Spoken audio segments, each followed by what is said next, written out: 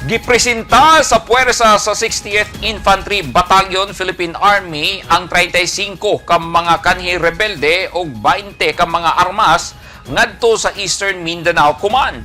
Atol sa programa, 20 ka mga bagong surrender nga miyembro sa NPA nga kanhi naglihok sa probinsya sa Davao del Norte, Davao de Oro ug Agusan del Sur ang gipresenta ngadto kang Colonel Jory Baclor, ang Chief of the Unified Staff Eastern Mindanao Command sa headquarters sa 60th IB sa Barangay Doña Andrea, Asuncion, Davao del Norte natong Lunes, Setyembre 23, 2024. Samtang ang 15 ka mga kanhi rebelde nagsurrender sa mga sundalo. 2 ka bulan na ang milabay. Gidaig ni Major General Alan Hambala, ang commander sa 6th ID, ang mga sundalo sa 60th IB, 1001st Infantry Brigade Philippine Army sa nahimong kalampusan. Atol sa presentation, gisaksihan kini nila Governor Edwin Hubahib sa Davao del Norte, Governor Dorothy Gonzaga sa Davao de Oro, Congressman Roel Peter Gonzaga, Mayor Tess Timbol, Mayor Antonio Libuangan ug mga opisyal sa mga sundalo. 16 ka mga high-powered firearms ug 4 ka low-powered firearms ang gisurrender.